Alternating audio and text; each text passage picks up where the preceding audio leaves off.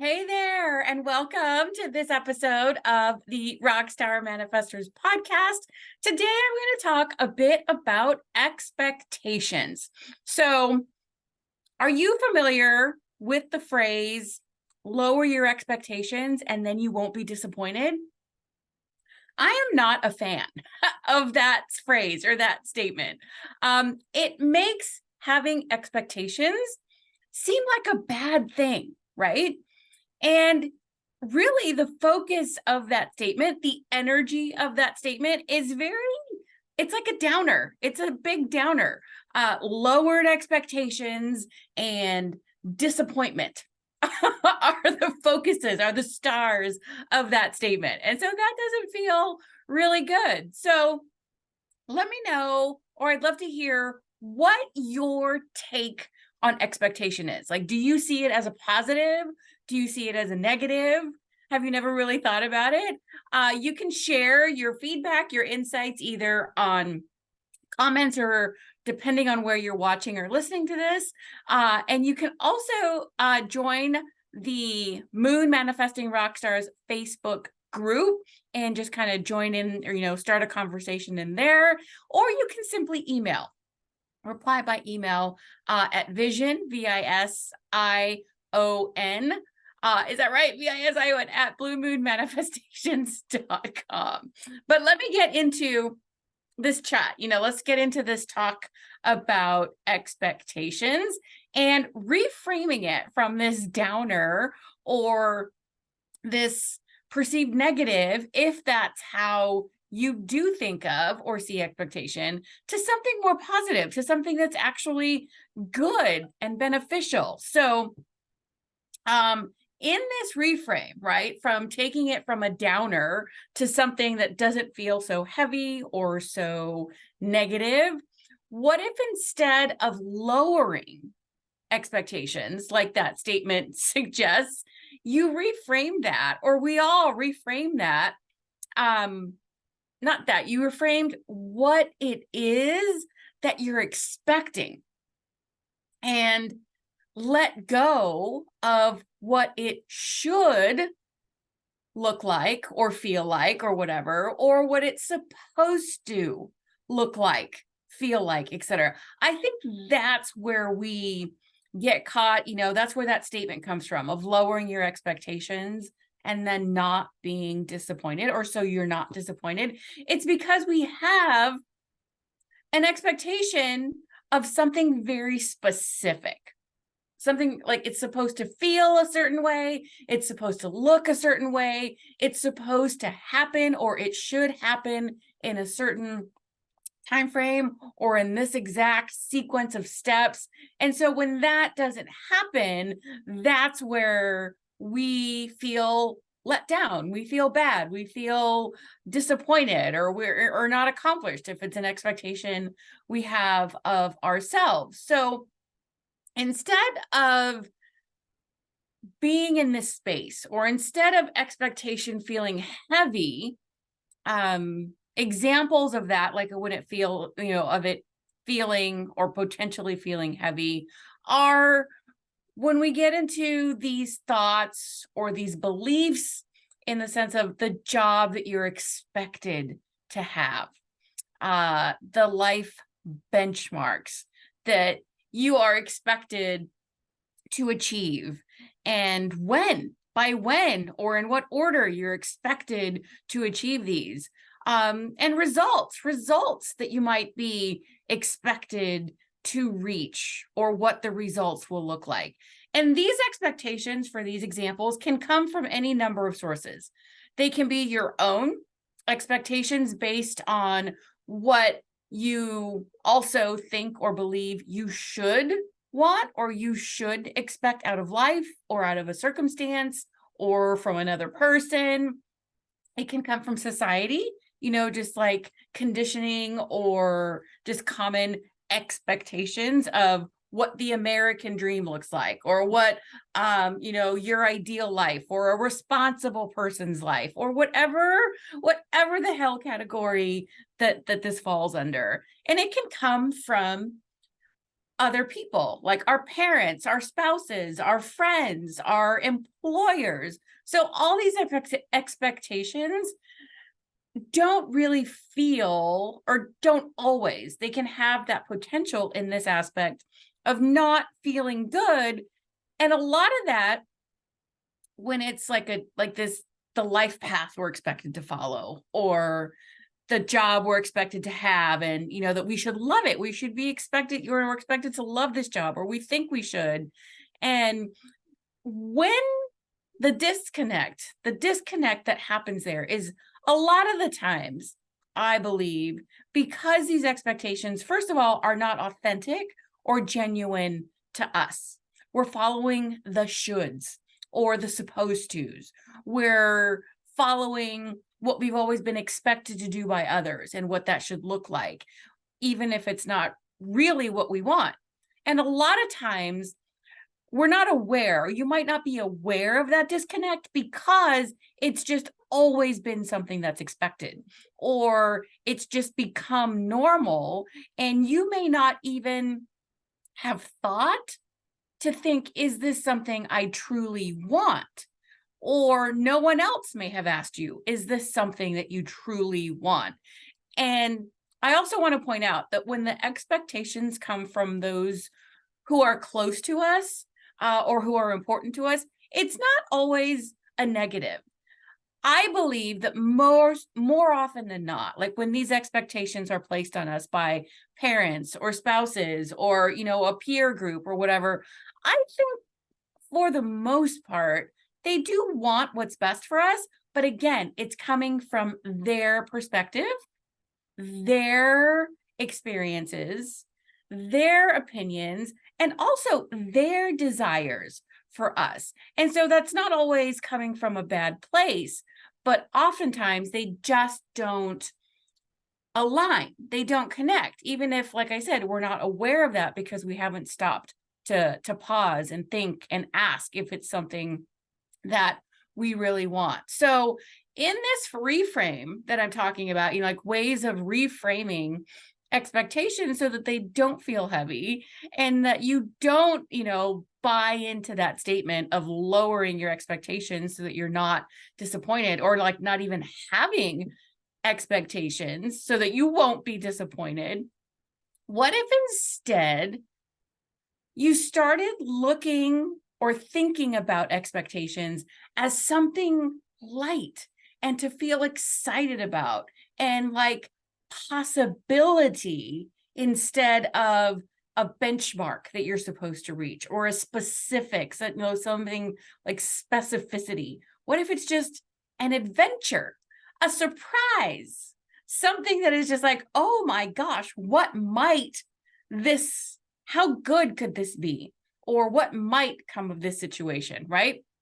Think of it, if you can kind of go back in your brain or in your feelings and your memories, think of it like a kid at Christmas, or whatever your favorite holiday is, or something along those lines. When we all were kids, we didn't know exactly. Well, let me go, because I wrote this down. Let me keep with this example, and then maybe I'll expand on it a little bit. I won't clump them all together. So with this Christmas example, like think of it like being a kid at Christmas and waiting for Christmas. You didn't know exactly what you would get. I mean, yes, you had your wish list, right? You had, if you're someone who believes in Santa, and that was something of your family, histories and traditions, you had your wish list, you had the things that you wanted. And I mean, be honest, when we're kids, our wish lists are, miles and miles long a lot of times. They're just full of so many things. So we had our wish list, and we were excited to get whatever it was that we got, for the most part, right? You didn't know exactly which items from your wish list that you would get, but you knew it would be great. And just this anticipation of opening presents on Christmas Day, having fun, whatever that looked like for you, whatever you look for in these expectations. Like for me and my family, which was my brother, myself, and my parents, we would always go to one of my aunt's houses and we would go on Christmas Eve. So like our big thing was Christmas Eve. We had the big family dinner. We had like all the family and the cousins and the aunts and, all this chaos, fun chaos. And then while we were at my aunt's house, we were able to stay up, or if we were young enough, we were then woken up again at midnight so that we could open one present, before everybody, went home to wait for Santa, to wait to have Santa's gifts and mom and dad's gifts the next morning or later on that morning. But it was exciting. It was fun. We looked forward to this, to having all the cousins and family, and we did that fairly regularly, but of course Christmas always amps up these things, right? So what event or what type of activity do you remember being excited about? Another one that comes to mind for me is like going to either a friend's birthday party or maybe just summer vacation, because it was a vacation time off from school. So it was just this anticipation and excitement, and we looked forward to it, but we didn't have at least from my experience, that I don't remember having specific, like, oh, it has to look this way. It's like, oh, it's summer. I want to do all these things this summer and I want to play with my friends and whatever comes up, right? Just like spur of the moment, having this free time. So that's also expectation, but in the energy of anticipation and excitement and looking forward to something to see how good it would be, or to see what it would exactly look like, how it would play out. And so it's similar, but it's a shift in looking at it, instead of looking at the specific outcome that you're looking for and then being disappointed or frustrated when it doesn't turn out that exact way. What about leaving it open-ended? It's like, oh my gosh, I wonder how good this can get. I'm expecting wonderful things, and let's just see how much of it comes. Or I'm expecting to simply have fun, or I'm expecting to be excited. I'm expecting to, enjoy time with my family or my friends, or to enjoy the vacation or whatever it is, and just looking forward to it with a positive, fun, kid-like energy. And what this type of reframe does, like looking at it as to what is possible and seeing how good it could be, or just going in open-minded with, let's see what is possible. Let's see what does happen. What this does is it takes it from your head, right? Like thinking it needs to look like this, thinking it will happen this way, or wanting it to happen this way. So it takes it from our head and drops it right down into our heart, or like our gut. And just we go with the feelings of it, the positive, fun, excited feelings, as opposed to the heavy and disappointed feelings that come. Those are also feelings, but they come from this specific idea that we have that it's supposed to look like, or what we want it to look like. What about just being excited and willing to be surprised and seeing what level of excitement or joy, or even neutrality, right? If just going, it's like, hey, let's just see what happens. It doesn't have to be like such a high, like, oh, I need to be excited or I'm going to be surprised. It depends on the situation.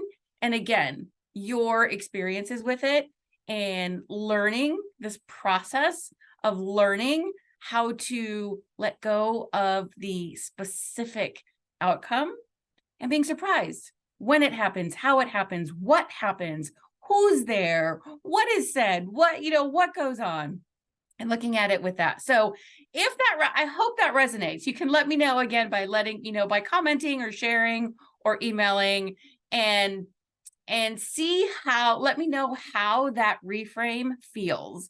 And know, of course, that when you start doing something differently, it might not come very naturally at first, but it's a great thing to practice. You can set intentions, to let go of expectations, to look forward to things, to be receptive to whatever comes, and not having a very specific idea or vision or specific outcome that you're expecting, and then being disappointed. So that's one. And then I also want to touch on another way that expectation, what I wrote in my notes is another way that expectation doesn't serve us well, but just another way that expectation might be, a way that expectation we might not be looking at things in the most helpful or beneficial way, is when it comes to having expectations of other people. And now that can be expectations that other people have of or for us, or expectations that we have of and for other people, like what we expect of them and what they expect of us. And a great example of this is, think about expectation when it comes to another person, like what we think they should do, how we think they should respond, the actions we think they should take, how we think, or, and this works both ways. It goes in both directions. Think of these expectations when it comes to people, specifically to people, like an owner's manual. It's this unintentional, like we don't intentionally create an owner's manual, but based on our experiences with them, based on our life experiences, whatever it is, think of it like having an owner's manual. And so we have an owner's manual of what we think and how we think they should operate, if you will. And that's where the disconnect comes, because when they don't live up to our expectations, when they don't operate or behave as we, the owner's manual that we've created for them says, then it's like we get frustrated or mad, or, maybe sometimes surprised in a positive way. But when that's where the disappointment comes in, and like that, or, where we get into these conflicts. I remember thinking, in my younger years, that my mom was like trying to tell me what to do and control my life. And that's not really what she was doing at all. Like I said earlier, she wanted what was best for me. And I see that it just, what her vision of that was did not align really with what I wanted. And I had just then not gotten to the point where I could see that. And, doing the work and learning how to, yes, make my own decisions, and realizing that, nobody, be it a parent or, partners that I've had, or, where they think my life should look a certain way, knowing that I don't have to justify it. I don't have to explain it, and they don't have to get it, and it's okay. And that will, that was a result of, quite a bit of work, and it's an ongoing process. I'm not going to say that it's just like, whoo, not an issue anymore, but that awareness, and then being intentional about doing the work and becoming the person that's like, what, I can stand in my own choices. I'm responsible for myself. I am capable of making my own decisions, and I don't always have to default to the behaviors and the patterns and the reactions that I would have, or that I used to have before. And that also is definitely, requires time for allowing for the learning curve and the change. And so thinking of expectation as an owner's manual, why not just ditch the damn manual, right? Expectations in this aspect, like how we think people should behave, how we want them to react, what we want for them, what we want them to do, and vice versa, what they're projecting on us and saying, wanting from us. Why not ditch the owner's manual? And the reason is because we are human beings. We are not machines. We are not robots. We are not assembled in a factory, and come with a warranty as long as, we followed the manufacturer's guidelines. But that's really what expectations for other people, and about other people, and again, from them to us, it's like this owner's manual. So ditch the damn manual and get curious. That's the reframe here. So instead of getting upset when someone, or even yourself, doesn't act as expected, take a moment before reacting. And if it's yourself, before self-judging or criticizing yourself or beating yourself up, take a moment before whatever this initial reaction would be, and get curious. Why is this upsetting me? What is not connecting? What is the expectation? Because that's what happens when someone doesn't respond like we think or want them to. Then we have that reaction a lot of times, like, oh, well, then they're stupid. How dare they not, agree with me? How dare they not support me? What do you mean you don't agree with me and don't want the same things I do? So when you notice this coming up, take a moment and say, why is this bothering me? What about the reaction or non-reaction is triggering me or is bothering me or upsetting me? And then when you take that moment to pause and get curious, then you can intentionally decide how you will respond or not respond. And again, in my case, it's like when someone did not, and this goes in different degrees and within different relationships, right? Like family relationships, friend relationships, former partner relationships, whatever the case is, realizing that I don't have to justify what I want. And they also do not need to agree with me. They don't need to see things the same way I do in order for me to go ahead and do the thing, right?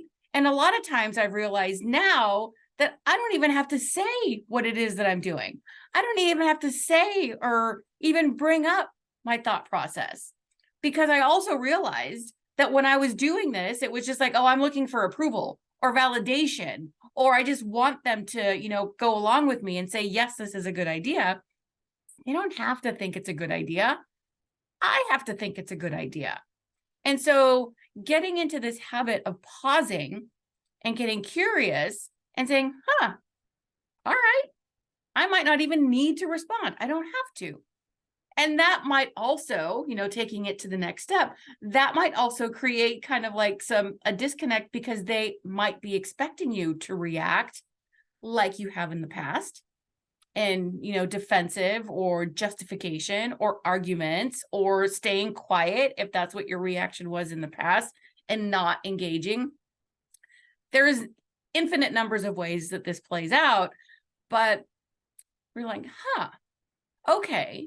What if I just got curious and asked, where is this disconnect coming from?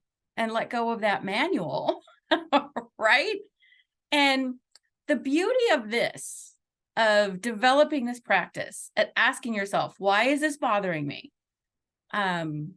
Where is this story? What is the story that is underlying here, coming from this owner's manual that, that I apparently have for this person?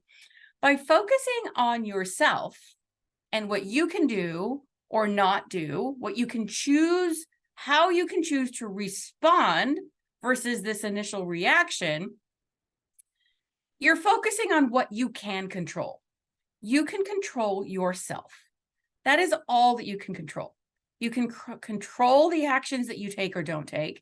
You can control the responses that you share, right? By taking this pause, and you can control what you do, but none of us really can control what other people do, how they think, how they believe, how they react.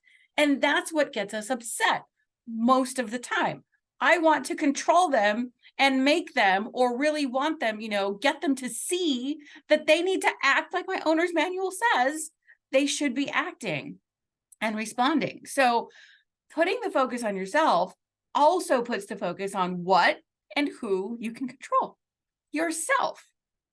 And this process and this practice of doing this is how you develop this, like, I don't care, and not in a flippant or, dismissive way. It's like, I really don't care because I'm good with it.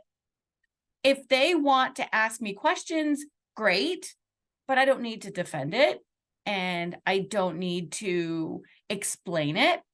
But, if I want to, I can, or I can start. And if it's not going well, if it's just going or starting to go around in circles, I can choose to disengage.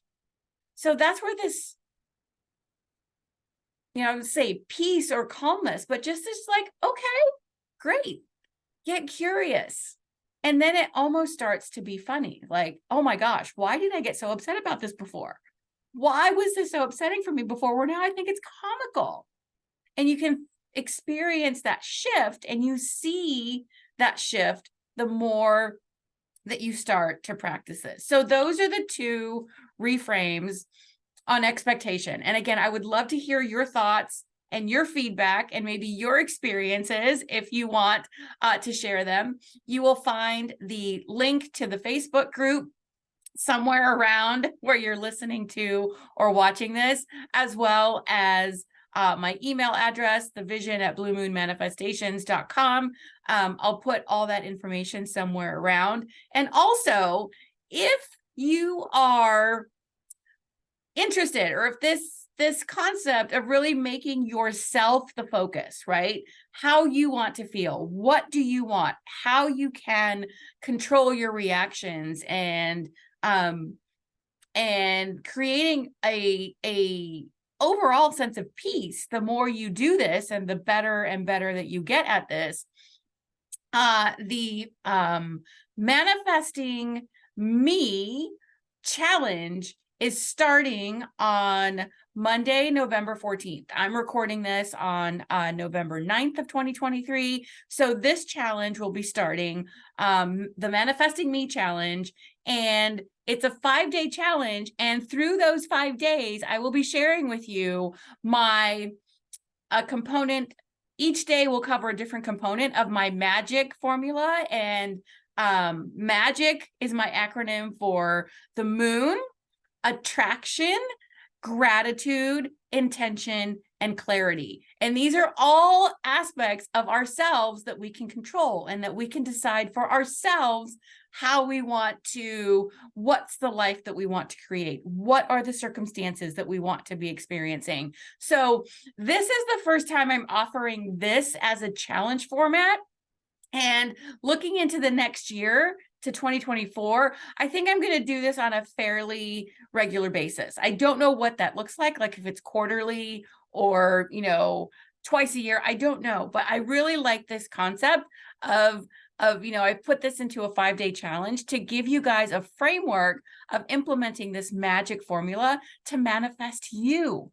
Make yourself the focus of your life, and make yourself the focus of how you act, what you want, and start, letting go and reframing those expectations that we have of others and that others have of ourselves, and how that affects us. So it will be in the Facebook group. And if being, Facebook is not your thing, or you don't want to be in the group, you can also register. There will be a link somewhere around here. You can register your email, and then you will get the challenge components mailed to you, or emailed to you, whether that's it's going to be a combination of the, maybe some worksheets. And as I go, I will be refining this. So any recorded videos and any lives that I jump on and do, I will send all of that to everyone who registers their email address.